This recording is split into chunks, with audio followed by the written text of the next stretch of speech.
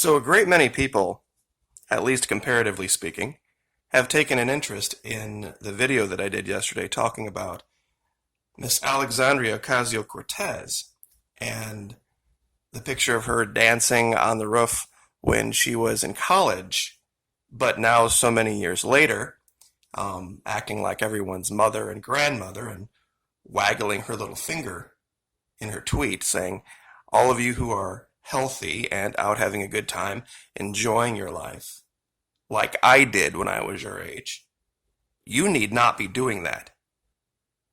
Because there's something going around that's possibly dangerous and could harm people. Really, Miss Cortez? You see, I've done some research into your past, and you were in college from 2008 to 2011. Now, I'd really like to find out when this video was actually taken, because there was something going on 2009, 2010, right during the time when you were in college, dancing on the roof, having a good time, that was far deadlier. Who remembers H1N1 and the numbers from H1N1? That was in 2009 and 2010, right when Miss Ocasio-Cortez was seen dancing and partying on a roof. Now, do you want to hear the numbers from H1N1 during that era? CDC estimated that 151,000 to 575,000 people were infected? No. Worldwide, died.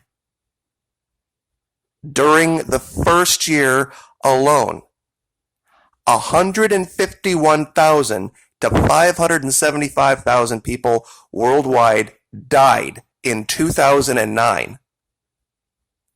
Died. Now, let's look at that number versus the current number. Remember, this started in November. So November, December, January, February, March. We're 5 months in. Is it on pace to even keep up with H1N1? Well, let's see. Let's take a look at the current numbers versus what they were a week ago.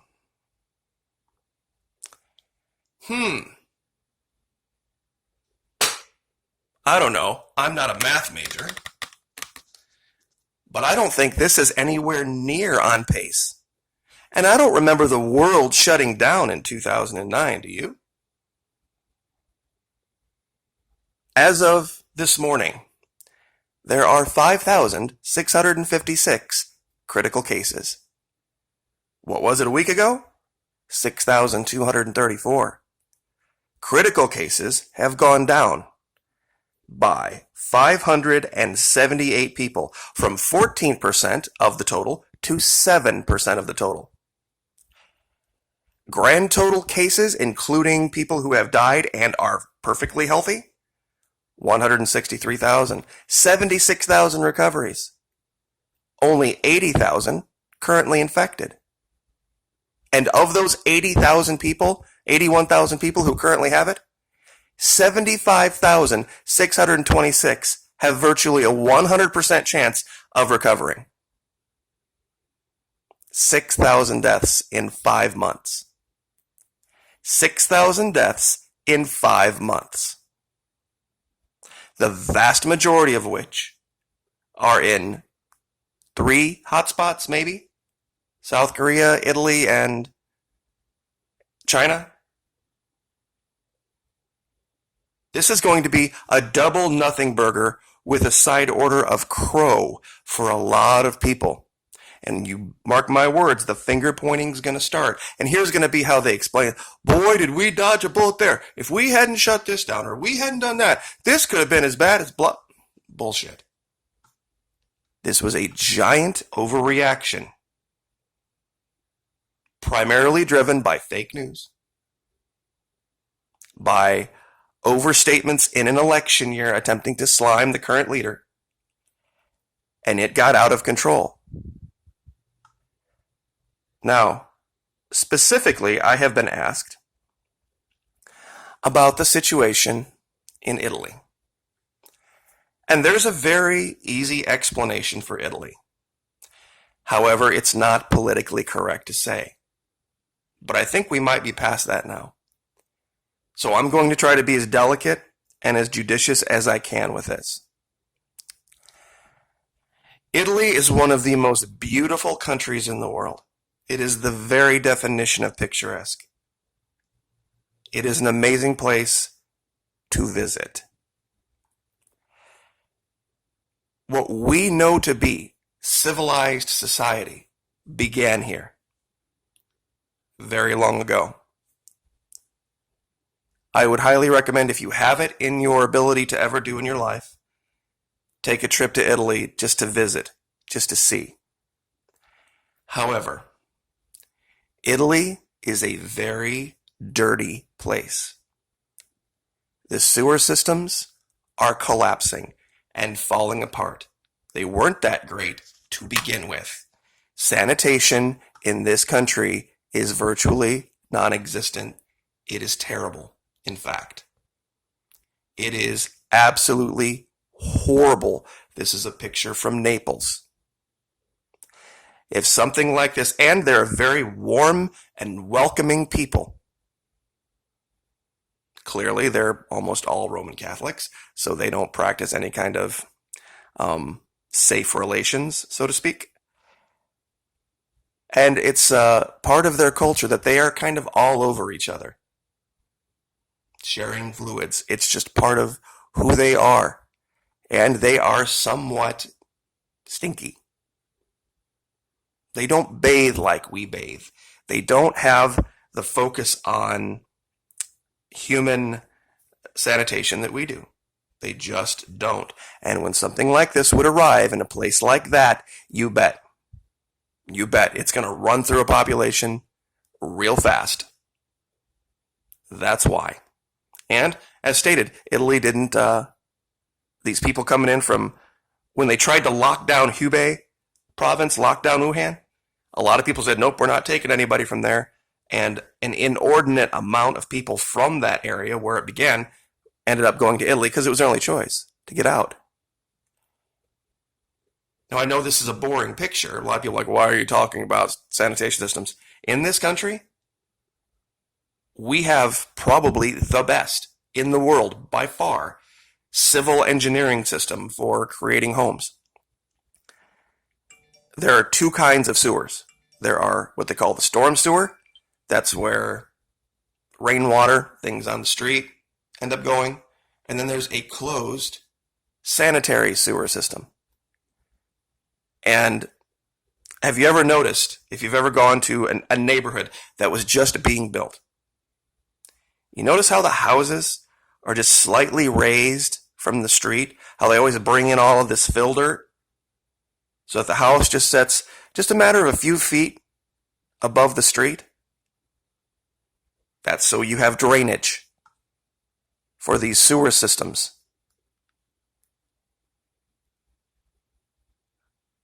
One of the big things that there's a lot of folks out there. I don't have a problem with prepping, by the way. Those of you that have heard me attack prepper channels, it's not because they're talking about prepping. It's because they were talking about prepping in the sense that this was the end. This was going to be the giant bioweapon that kills everybody and mass depopulation and Georgia Guidestones. That was my problem. I've got all sorts of water here. I've got a closet full of toilet paper. I've got all sorts of supplies. Because you live in Florida, you have hurricanes, you got to be prepared. I'm not against being prepared. I'm not against that. I'm against these channels every time there's something like this, crying wolf, getting out their little, the end is near signs and marching around in cyber world. This is why, like what happened with Katrina, when you have flooding that the water raises to the level out of the storm sewers, that it starts to contaminate the sanitary sewers and they get mixed. That's when you get the boil orders. They don't, in a lot of places in Italy, they don't have sanitary sewer systems that are separate from storm sewer systems. Believe it or not, it's all one system. It's a dirty, dirty, dirty place. And, God bless the people. I'm not saying they're horrible people, but this is why in a place like this, something like that was bound to occur eventually. And once again, I'll give you this link about H1N1. Spring 2009 carried in through 2010. The numbers were insane. From April 12, 2009 to April 10, 2010, 1 year, CDC estimated that there were 60.8 million cases, 274,304 hospitalizations, 12,469 deaths just in the US alone. 151,000, somewhere between 150,000 and 575,000 people died worldwide in the first year. We are 5 months into this. We are full 5 months into this, guys, and we aren't even anywhere near that. Let me bring up these numbers again. Grand total deaths in 5 months, 6,000. Serious or critical conditions dropping like a stone. Literally the percentage of people in serious or critical condition from this has dropped from 14% to 7% in a week.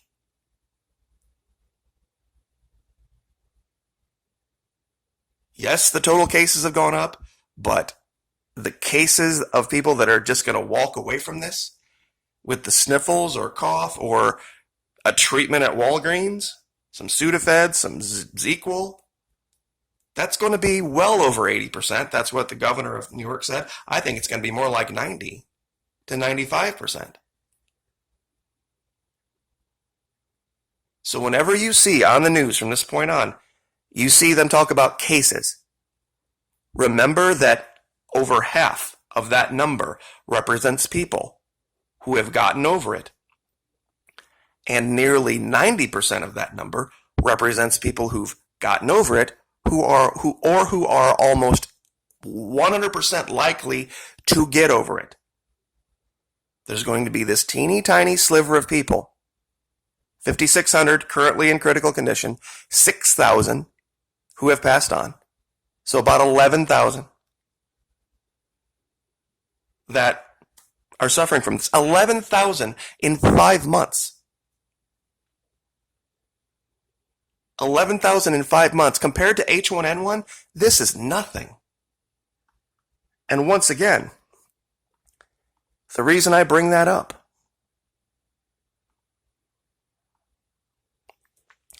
this chick was out dancing on her roof, or somebody's roof, having a great time in that period of time. She was in college from 2008 to 2011. Now, in fairness, this video might have been from the day she arrived, and it was a year before H1N1, or it could have been in 2011, a year after this all died. So there's a 50-50 shot that maybe this wasn't during that time. But I'd really like for somebody to hone that number in for me as to when exactly this was taken, because if it was 2009 or if this was 2010, she's got some answering to do. Because wouldn't it make sense to social distance during something like that was so much more deadly than it is now?